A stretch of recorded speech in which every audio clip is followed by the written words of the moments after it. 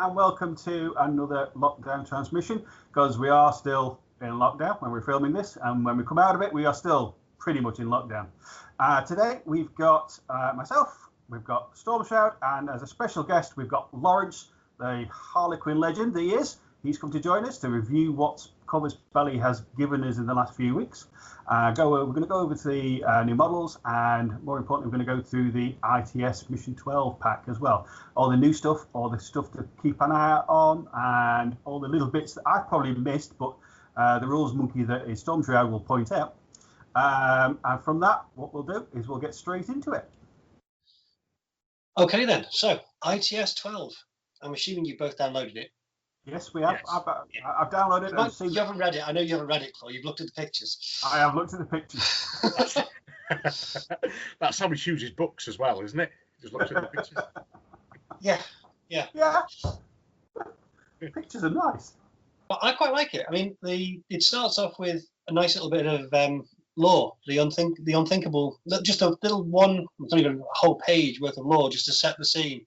I think it's really good. I think if someone's just come into Infinity with N4 and they're playing this as their first season of ITS, that really sets the scene for them if they haven't bothered to read anything else, and lets them know exactly the state of play in the human sphere and what's going on with the baddies. The combined army are moving ever further in. I think they're the goodies too, Lawrence. I'm glad you agree with me. Yeah, exactly. I don't know what. Yeah. Yeah, the baddies are moving in. They're coming further and further into the core. That's the thing. That's the thing with Corvus Belli. They're always moving the story on a little bit all the time. It's not great jumps like other people. It's always a little bit further on, a little bit moving further forward. There's always a little bit extra. So even if you're a veteran player, there's always something new. It's always evolving. Yeah, I wondered. Because it's called Breakdown, isn't it? I wondered if it was called Lockdown originally and they had to change it. So I think the first couple of pages haven't really changed. From what I read, it's all the standards about sportsmanship, participation, painting, conversions, all that sort of stuff, which hasn't really changed. They have changed some of the stuff to do with rankings, but that gets into more mathematics than I care to put into... Yeah. It's a bit of algebra with K's and things. That can stay. The people who care about that, I'm sure, have gone into that in depth. I never finish high enough for it to make a difference. I'm generally down the bottom, so I don't. It doesn't matter. As long as I beat Stormshroud in the rankings, that's all I care about. It's all right. Beat him, be happy. The tournament points have changed, though, haven't they? The first thing I noticed that I thought was really good was the tournament point change. They've added two new bits: the offensive bonus. So if you score 5 or more objective points, you get a bonus tournament point, and the defensive bonus, which means if you lose by 2 or less, you get a bonus point, which means that a victory potentially is now worth 4 tournament points, but you could still potentially get 2 victory points from a defeat, which is quite nice. I like that. I don't know what you guys think of it. I like it as well. It kind of, I always think when I've played a game and it's been really, really close and you've scored quite a lot of objective points, but you've lost by 1, and you get nothing for it, and I think that's nice. Those games where you lose 7-6 now, you're going to feel like you came away with something. Yeah, exactly, and I think that's good because particularly when you maybe get to the end of tournaments where you've got 2 like quite closely matched opponents, and often you can have these close matches.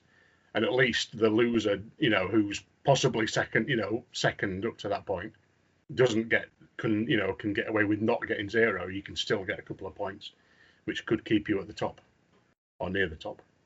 Yeah, it could affect the top table. So if you lose that game for first place, you're not going to drop sort of 5 or 6 places down.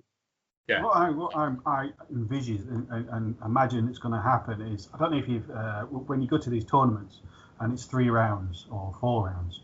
The first game you could be against somebody phenomenal, like we've played before, and then you kind of know that you're going to be okay. I'm going to be kind of lower tier, and then you can just relax for the rest of the day. It's great.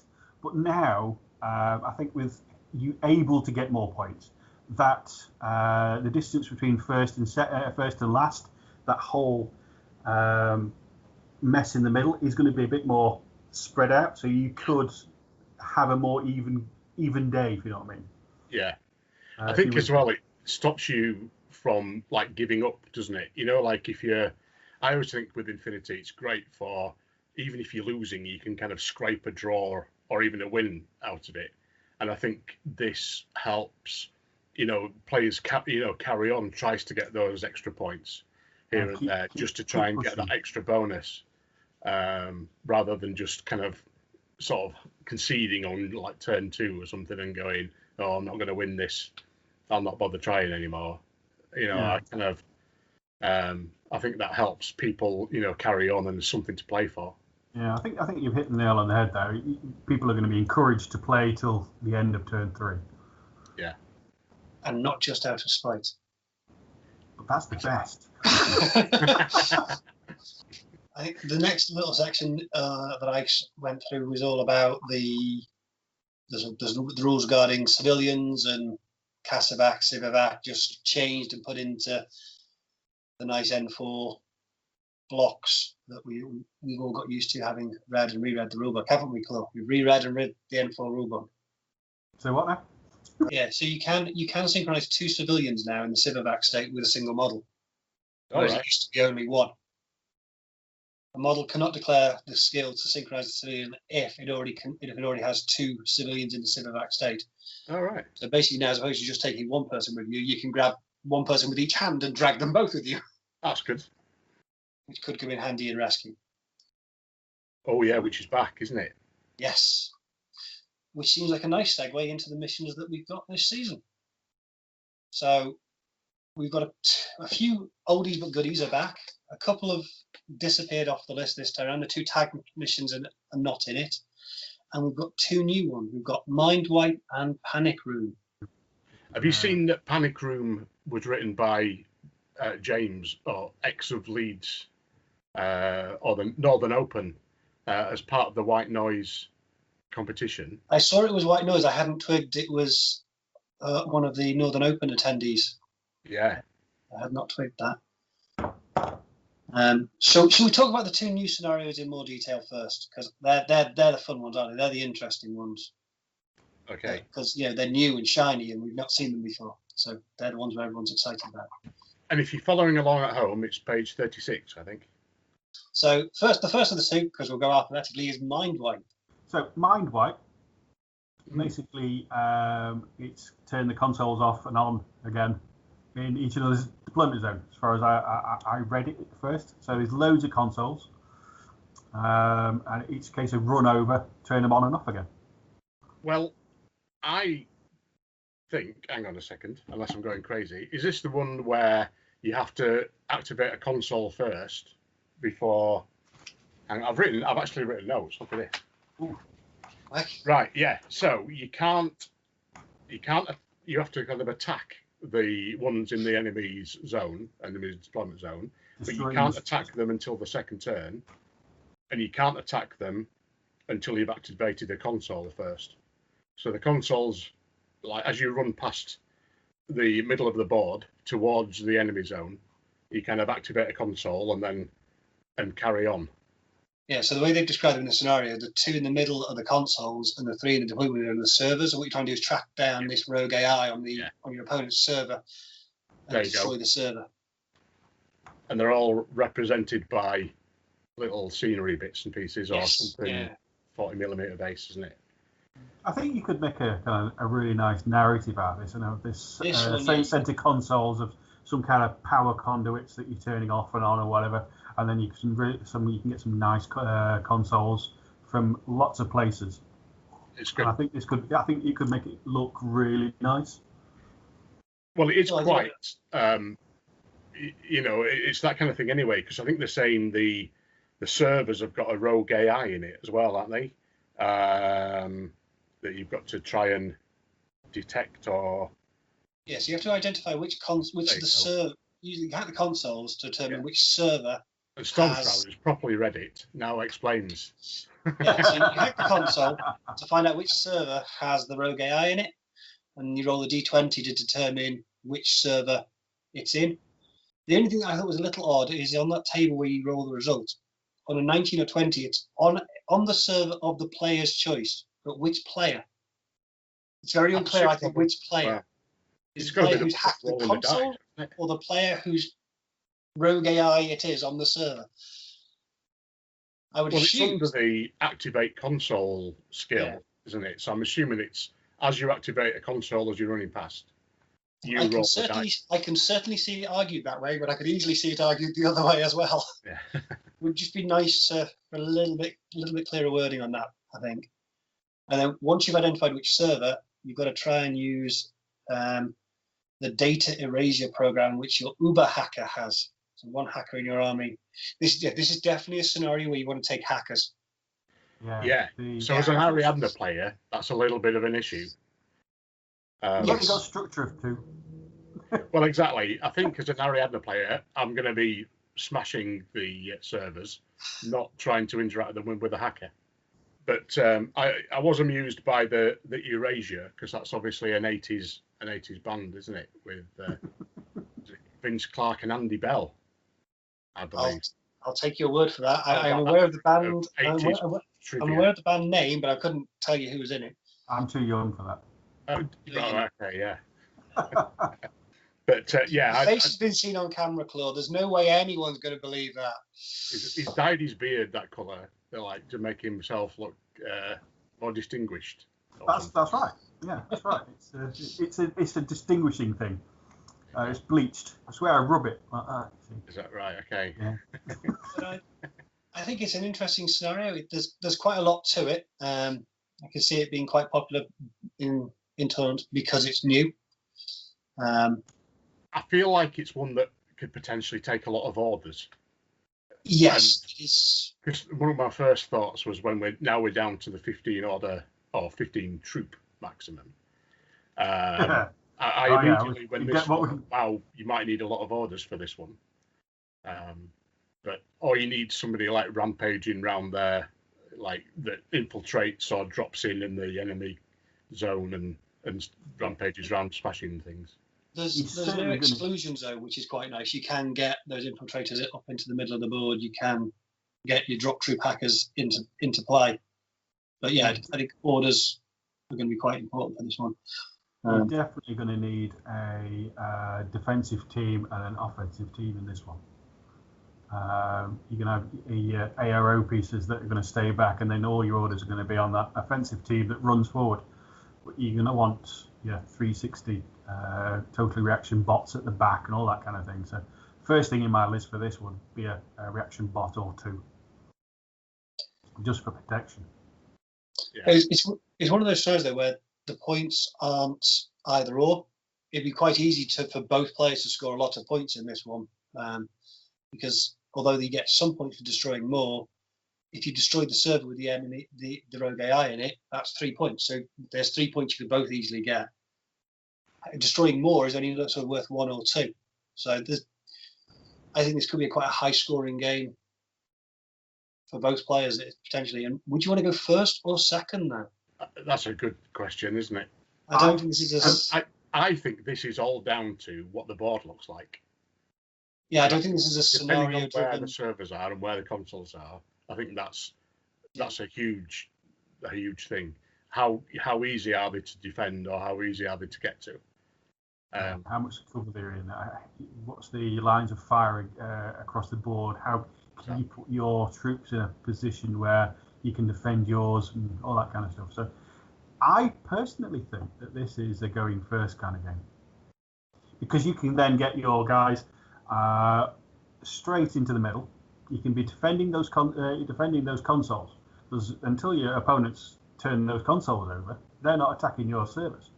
So if you can get those consoles and secure those first, I think that will give you in a better position. That's some like proper tactics there coming out. I was quite impressed. Yeah, I know. I'll let myself down a bit there, didn't I? So what you've got to do now is remember that when you play the game. I won't. Or I will fail the whip roll. Claude, it is just as a point to that. It is only possible for each player to activate a single console, so you can't turn them both on. But you can defend. You could defend them. You can move into a position where you are defending it, making it difficult for your opponent to attack. Yeah. Well, that's just a quick. But I don't think it's one. I think I like your take on it, but I think I'm also possibly more inclined to agree with Lawrence that I think the table in your list determines this more than the scenario. Because there's some scenarios where you think, yeah, I definitely want to go first in this scenario. Whereas this one, I think if you're going first or second, it's not necessarily the deciding factor. In a way, I think I'm going to choose what, if I win the roll, I'm going to choose the side of the table. I'm not going to choose first or second. I'm going to choose where I am, and then let my opponent worry about if they're going first or second. Any other thoughts on Mindwipe? On our initial scan through. I like it. It seems different. It seems like a different kind of mission from the rest. Do we like the Uber Hacker Special Order? That's that Erasure thing, isn't it? Yeah, it's kind of the data tracker order, isn't it? Exactly. And you get an irregular order, don't you, as well, for that hacker you've chosen? I don't think you mentioned that, and I think that's interesting. Like you say, like the data tracker. The data tracker stuff. Okay then.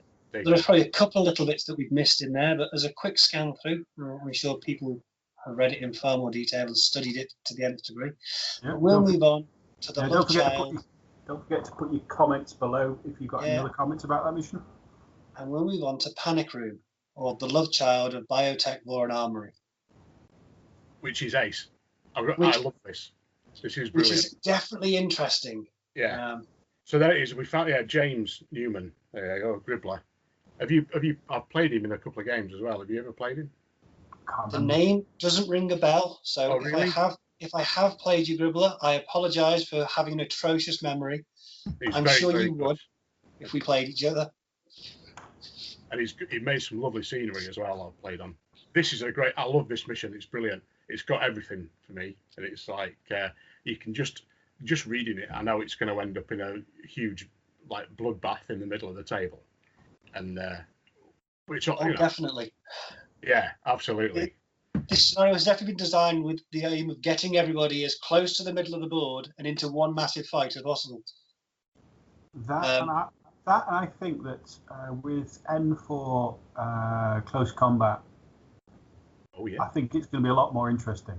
Because I don't know about you, Lawrence, but I personally think that close combat is more deadly in N4 than it ever has been. Yeah, I agree.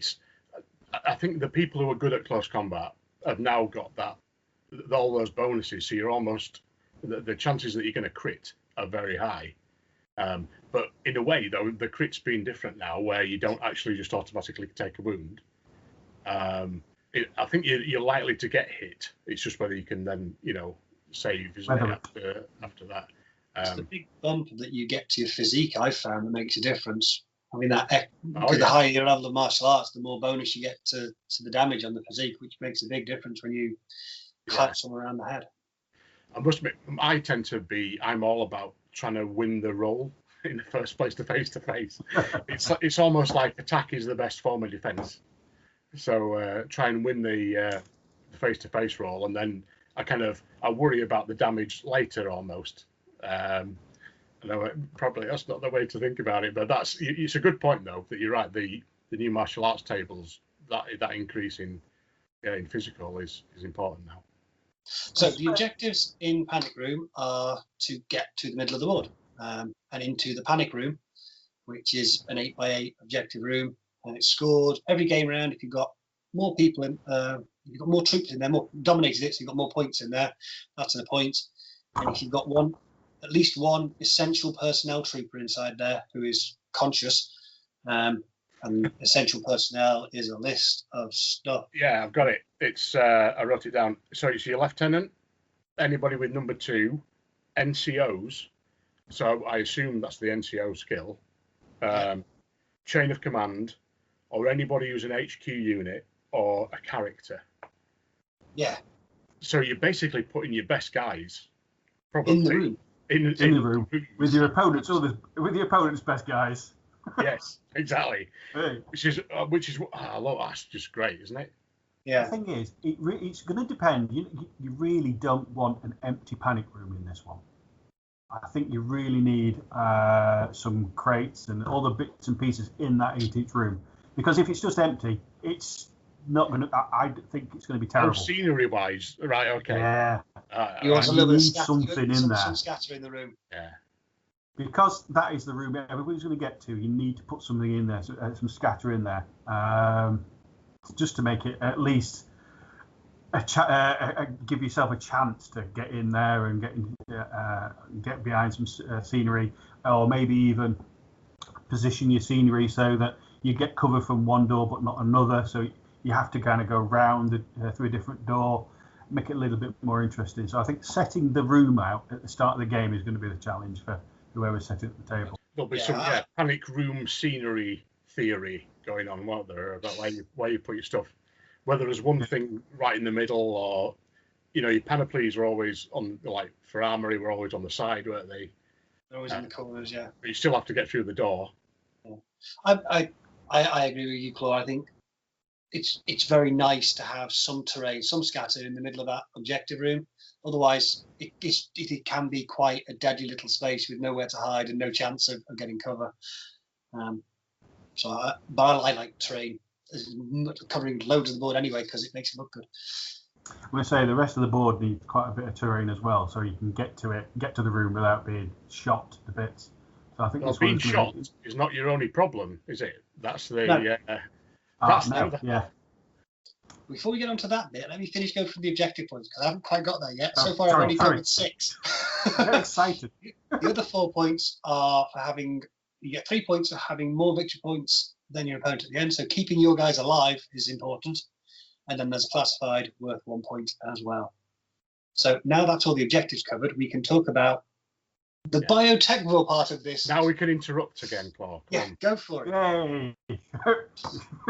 Thank goodness he's here to keep us in line.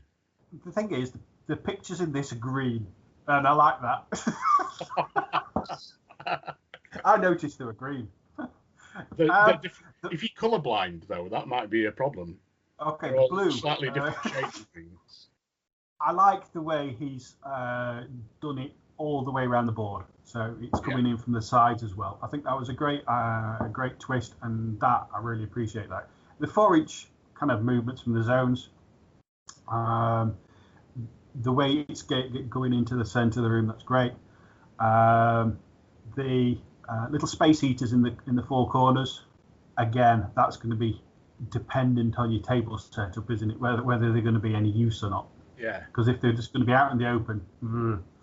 Well, it did take me a couple of read-throughs to work out what point of the biotech bore antennae were, because it's only like half a line where it says that if you're in base-to-base contact with the antennae, you're immune from the biotech bore zone. Yeah. Because I had to read through it twice before I found that. I did it. It's slightly not worded right, is it, either? Yeah, it's not quite where you expect it to be in the list. I was going, what are these for? These antennae, I can destroy them. Why would I destroy them? What do I want them for? Well, are they not going to be? You'll stick something with a big gun behind one because they're going to be terrain pieces, aren't they, as well? And like a sniper will basically be hugging it with one hand and shooting with the other. But you can effectively shoot the terrain and the out from under the other guy now, can't you? And then they're no longer immune to the biotech bore, making them then have to move somewhere. So I think that's quite an interesting thing. It's a nice little, I guess, circumstance. I don't think you're going to necessarily pay that much attention to them in every game, but yeah, there'll be occasions where you want to shoot the antenna because it's easier than shooting the guy hiding behind it. Yeah. And then you're going to force him to do something when it gets to his turn, or even just take his cover away. Yeah, exactly. To me, it's a bit of it's a bit of cover and immunity for your bigger guns, because I think as you get further in, obviously your bigger guns are going to, HMGs and snipers and everything are going to play less of a role. This is almost an opportunity to keep them in, being useful. I think if you want to, so like a total reaction round, because they're going to be more susceptible to the biotechnical zone. They've got HMGs for the most part, so yeah, so it's a very good observation. This is why we invited you on for the deep insights. It's my only good observation, though, so don't let's not get carried away. But that was like you, I had to read that, and then I thought, that's it is somewhere to keep something in the game that would otherwise be in the middle of the board getting hacked or blown up or something. Because that's the thing. I don't know, we've not got there yet, but the panic room is like you're going to put your best guys in there. Your best guy, the survivable guys, are going to be in potentially heavy armor. Heavy armor with boarding shotguns and chain rifles. Have you noticed as well? It's a wide entrance to the panic room. So you can get in with your wider bases. You can get in there, can't you? Yeah. Our wangs can get in. Is that right? Indeed, yes. So Mwangs can get into the panic room. I was more worried about people like Achilles getting into the panic room, to be honest. I think Achilles in the middle of that room is going to be a nightmare. Yeah. I mean, he's a nightmare anyway, 90% of the time, but he's in a confined space, and you want your guys in the confined space with him, and nobody wants to be in a confined space with an angry Achilles. This is, I do, slightly going back, I do like the way we've got these essential personnel. I think that's a nice touch. So it's not, it's kind of list building comes in, you got something else you've got to consider. It's not just your making use of some of the categorizations that have been in the army builder on units since sort of first edition, that for ages people are, okay, it's a headquarters troop, what do I care? Yeah. But it's nice to make use of some of the extra information that we've always had. But I like that. I like that you're effectively trying to keep your essential people alive in the middle, aren't you? And it's another very cinematic type of thing. I think you're saving your. You're pushing the officer into the panic room as you're getting eaten by the nanovirus. Yeah, exactly. Green nanovirus. Obviously, it would be, wouldn't it? Apparently, yes. Apparently, green nanovirus. So, first or second? I asked it for the last scenario. I might as well ask it for this. Would you like to go first or second if you had the choice? He's thinking. I can tell he's thinking. It's gone quiet. I've it's like with the armory, isn't it? It's a similar kind of scenario. If you go first, you can get yourself into that room, and again, it depends on what's in the room. Can you get behind cover and get yourself set up? Can you get that link team in there and kind of like kick ass? So, or second, do you go second so you can then run up outside the door and chain rifle templates? Everybody in the room's dead. It's one of those where I think personally I'd want to go first so I can get that link team in there. The link team with short range weapons of boarding shotguns and chain rifles, that kind of thing. Get them in there, get them hunkered down, get them behind some terrain as best we can. I think that would be my preference. I think if you're going second, then you're kind of trying to clean them out, aren't you? Which can be a bit more of a pain in the arse. That was very restrained. I think to me though, I would prefer going second. The number of times I've lost in armory going first, and I've piled everybody in, and then I've with the last order or something, my opponent has managed to kill that last model, and I've lost basically because I've got nobody in there. But I don't know. I think it's exciting to think what you're gonna. I think there's a lot of theory to go into what's going in that room. You said your link team, but how and are you basically going to do it with firepower? But is that the best way of doing it? I don't know. Claw thinks there isn't a problem that can't be solved by a heavy infantry fire team. Right. Okay. Yeah. And just because he knows that they are generally my Achilles heel, I struggle against them. But the thing is, if you fill it with heavy infantry and somebody brings a good hacker, then they're all shut down, aren't they?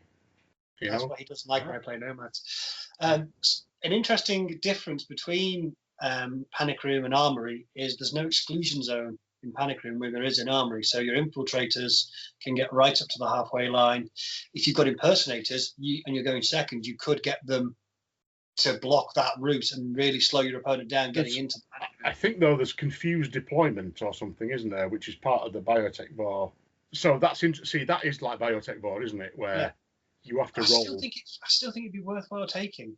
So especially some of those sort of higher physique infiltrators. Oh yeah. Imagine how annoying it'd be if your opponent was just playing as Shazvasti and got up and put a couple of dazes down to really slow you down, get into that panic room. That would wind your opponent up no end. Not that I've ever done that to Claw. You can tell by his face. He's no idea what you're talking about. Any other points? The first time he did it, the biggest grin on his face. The first time he did it to me. The biggest grin. You can always tell when Stormshroud is about to pull off a cunning plan. He has the biggest grin. It's only ever get to do it once because you go away and you come up with a cunning way around it for the next time. Yeah, I learned. So something we didn't talk about when we started off was some of the general changes, or there's a couple of new tournament options. One of which I wanted to mention, the double deck, which I don't know if you guys saw. Yep. Yeah. Which I think is a really nice little addition. I love the idea that you can use the red and the green classified decks all in one go. I think for things like countermeasures and highly classified, that could make that really fun. Yeah, you just got to watch your opponent's face when he draws the card. And you go, you know what colour he's got. and having that decision, I can do this classified objective really easily, but I've only got one specialist who can do this one. I've got 4 specialists who could do this one, but it's really hard. Which one do I want to keep? I quite like that. I think that's a nice way of using the deck because, in my experience, the red half of the deck has hardly got used over the years since I've had it. Most events I've been to have used the green one.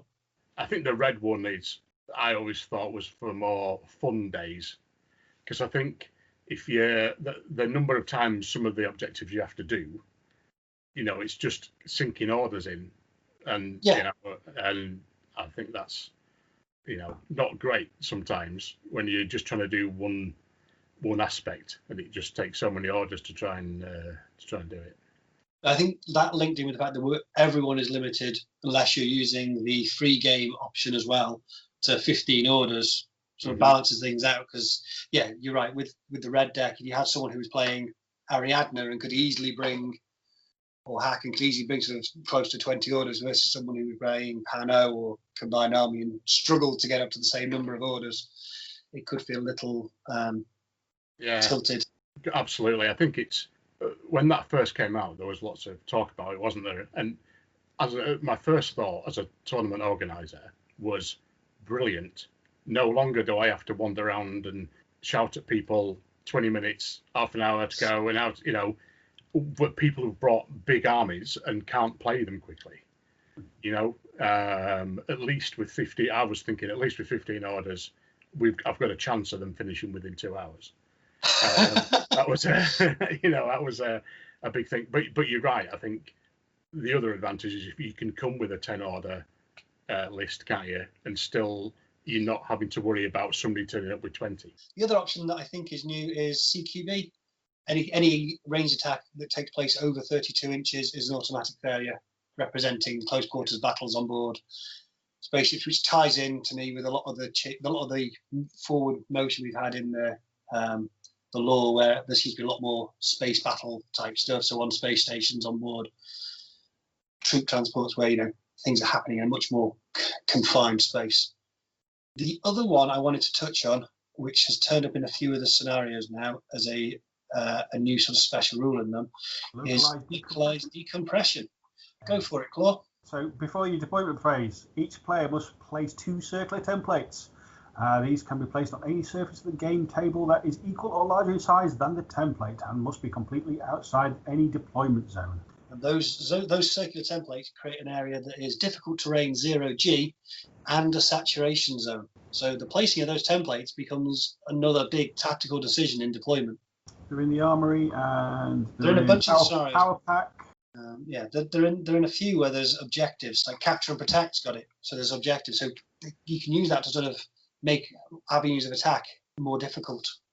You can take advantage of it as well, obviously, with your own guys who've got multi-terrain or something like that. And that's you get all the advantage and they get all the disadvantage. Because you don't have to place it in your half of the table, you can use it to, if you think someone's going to put a fire team somewhere, you could place a template down to reduce their lines of the amount of shots they're going to get. So in ARO, they're going to be back to burst 1 rather than all burst 2 with their long range weaponry. You can use it to counteract the fire team bonuses to a degree. I quite like it. Although I do need to now make 2 localized decompression templates. Is there anything that we haven't mentioned that you guys spotted in the ITS pack? We're not going to go through all the missions in detail because that would take us hours. We don't have that long. Anything we haven't touched on that you guys wanted to mention? My main thing was it's clearly, in previous years we've had special rules for tags and medium infantry and everything. This is almost like the resetting, isn't it? So we've got very few of those types of things. This is kind of like which I quite like. You know what I mean? This is kind of a base setting for what ITS is. Did I read that Corvus Belli wanted it to be more simple? We've just gone into a N4, and they wanted it to be a simple. Yeah, they did say no, something to not that too effect. complicated thing. Here's N4. We're not going to confuse you with a whole bunch of extra stuff just for this season of ITS. Deal with N4 and a relatively vanilla set of missions with no wibbly bits. Exactly. Although, but they've added, exactly, gribbly bits. But they've added these, those couple of missions that we just talked about, and but still keeping that, making it interesting. Yeah. My only upset is that we're in lockdown and I can't play lots of games to try everything out. Yeah, give them a go. This too shall pass, Lawrence. This too shall pass. Should we talk about all the pretty new things that have been released in the last couple of months? Yes. Let's do that. We've got a list of pictures in front of us, so we'll start at the top, and we're going to start with the tags that are all out now. Is the Zeta. Do we like the Zeta? No, I don't like it. I don't like the shoulders. I don't like the pose. The paint is nice. The gold and the blue is quite nice, but I don't know. It's the big shoulder pads. Might be. It's very Gundam-y. Yeah, I'm not a fan. I've got to admit, I'm not a fan. I'm the other way around with it. I really liked it when I saw the renders, and I thought, oh, I quite like the look of that. But then when it's turned up painted, I feel like it needs a different paint job to. I don't know. It's a bit too. There's too much bling on it for me. There's. I think the shoulders and everything look. There's so much gold. Lovingly painted gold, but it's. I don't know. It's too much for me. I don't know. There's. I think if they toned it down, or a different paint job would make it look better. I'm trying to convince a couple of my mates that that's the case as well. Because they play 12, and I'm like, no, I like it, just a different paint job. I'll keep looking out for people who painted it slightly differently. I've not seen any yet. For me, it depends on the angle of the photo. From some angles, I think it looks really good. From other angles, I go, maybe not. So next up, we have the new Pano Cutter. I like that. I love this one. This is probably my second favourite out of the 4 tags. I'm a tag fan myself, so this is really my third favourite. I like the way they've got the little antenna on the back of the head, a bit like the Nisses have on the Pano. It's got that Pano feel to it, which is nice. It's a big robot with a big gun. What's not to like? It hasn't got stupid shoulder pads. It's got little wings instead. Yeah. I quite like it. It feels a bit tame almost. I don't know. It doesn't come and slap me in the face as much as a couple of the others. And also this how this is bizarre. The kind of shoulder bits that come like the straps near the shoulder. I'm sure on the old one, like Angel painted them in like a bronzy colour or something. And I just think there's almost too much blue on it. I know that's a bizarre thing to say for a Pano tag. I feel there's too much blue. Okay, next up we have the Wolf Cavalry. Is it called the Blue Wolf? I like this one. This is one of my favourites. It's my second favourite. I like the fact that it's got the Blue Wolf helmet. It's looking different to all the other stuff. It will stand out in that Yujing army. Yeah. Because there are lots of big things in the Yujing army, and this will stand out as a tag. This is great. That I have a few Yujing models, but I don't play Yujing. This I want to buy and paint. It's amazing. I really love it, and the wolf head thing is superb. I really, really like this one. This is my favourite of the. See, I feel like about this one the way you feel like the Zeta. I love the renders. I'm not convinced by the paint job. The face, the wolf face, wow. While it is brilliantly painted and light years beyond anything I could do, just doesn't work for me as a colour scheme. But I think the sculpt is fantastic. The paint scheme just doesn't do it for me. But that's fine. Horses for courses. It wouldn't do it would be boring if we were all the same. The last up is the Sphinx, which I adore. I think the Sphinx is fantastic. I like the old Sphinx, but this one is gorgeous. Does it come with heavy flamers? It does. That you can dodge out of the way of. It is. This is great, isn't it? It's really nice. Yeah, I love this. That sword it's got stored on his back is fantastic. It's a gorgeous model. Yeah, I only noticed that the other day that he'd got the sword on the back. I was too busy looking at the gun and the face and everything. I didn't even notice the sword. Yeah, it's useless in close combat. So your opinion on this is coloured by a relatively recent game, I take it, Claude? Yeah. Okay. He's emotionally scarred. Altered his idea of it, hasn't he? Yeah, he's emotionally scarred. So the next picture we've got, I'm going to let Lawrence talk about first because I think he wants to gush about it. It is the new Mirage team. Oh, this is the one, isn't it? Look at this. This is how it should have always looked. Because the other one's been around for so long, isn't it? But this is brilliant, isn't it? When they brought out that the resin version came out, the Luxembourg one, was it? Yeah, I was like, oh wow, why didn't that come out like for Infinity? And this is amazing. This is brilliant. It's everything, isn't it? Just like the artwork. Yeah, except for her stroking his face, it is exactly like the picture. But it's gorgeous. It's absolutely stunning. It must be mine, even though I very, very rarely play Ariadne. Yeah. Oh, can you imagine him in Panic Room? It slightly gives it away, but this will be appearing in a lot of lists of mine. Okay, so if I play Lawrence, stay away from the edge of the board. Yes. No, just gorgeous. Do you like it, Claw, or because dog warriors aren't your cup of tea normally? Well, they're normally eating me. It's a lovely model, but I don't think I'll be going out and buying it just to own the model. It's a very nice model, and I look forward to seeing it. I look forward to playing against it, but I don't think I'll be rushing out to buy it. The paint job is lovely.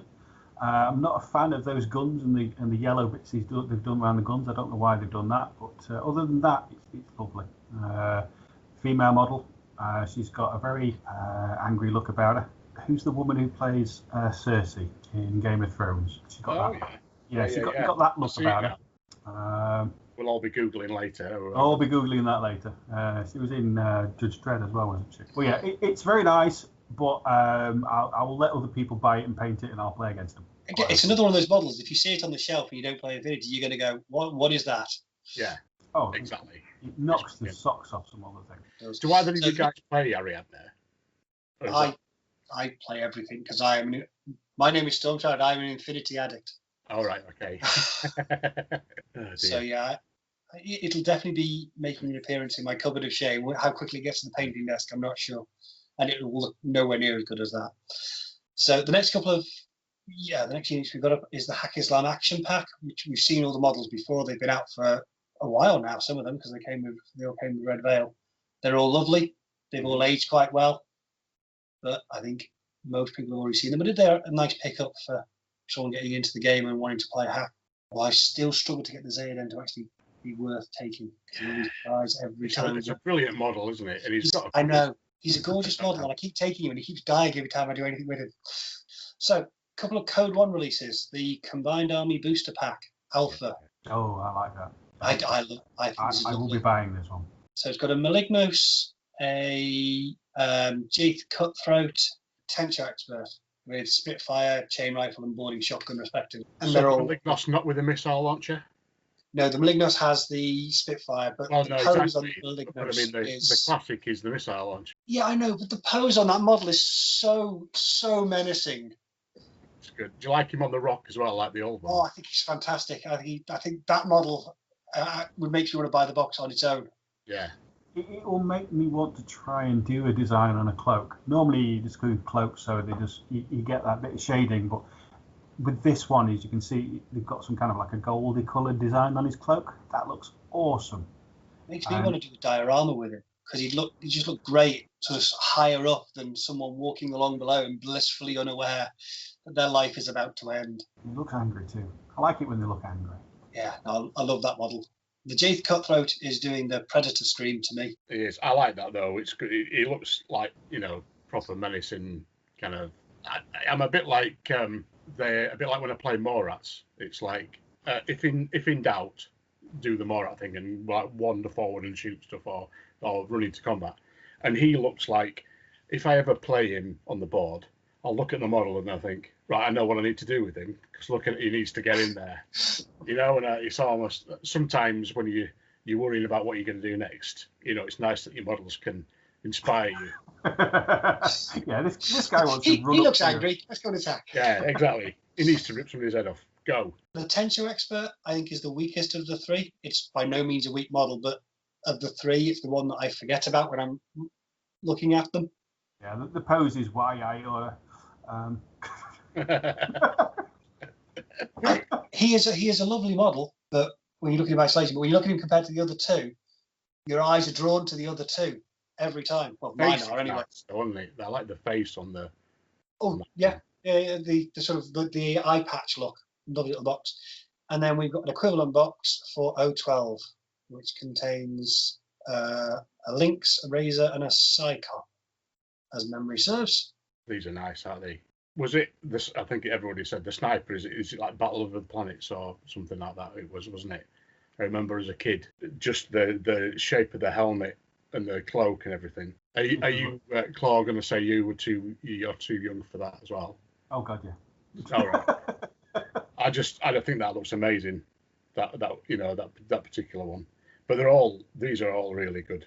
These are all really good. My personal favourite of the three is the Mine Layer, the Razor. The one. Yeah. Again, the nice cloak, the pose does it for me. But yeah, they're lovely. I don't do O12, and I don't need another army. Yes, you do. Yeah, you do. Yeah, all of us always need another army. No, we don't. And that's great. Next up is the Christmas special Fat Yuan Santa on a bike, which I'm sure is a lovely sculpt, but I don't like festive models, so it's not one that's doing anything for me at all. The socks are nice. The socks are nice. Yeah, the socks are good.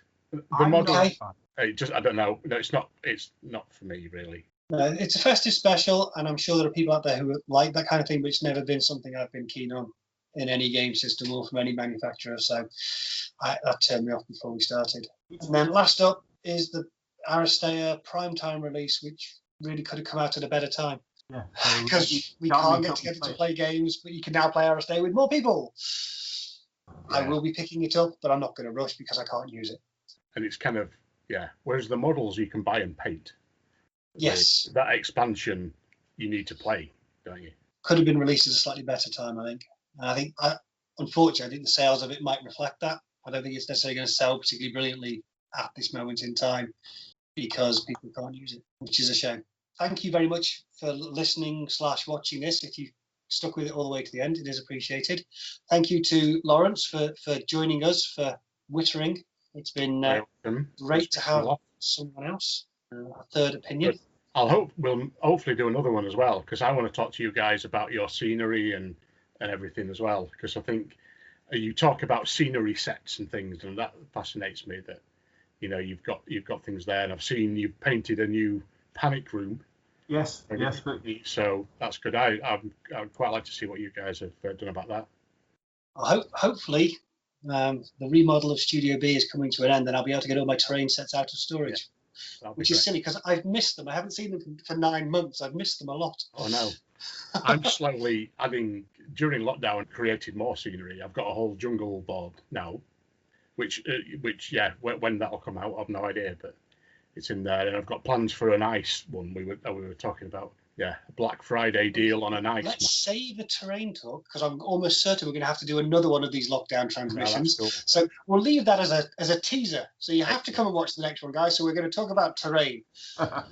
So thank you very much for watching. If you have enjoyed it, please leave a like, subscribe if you're not already subscribed, and anything you guys want to say before we sign off? Stay safe. Really, stay safe. Keep painting models. We'll get out of this and we'll be able to play face to face before you know it. All right, take care, and we'll catch you in the next one.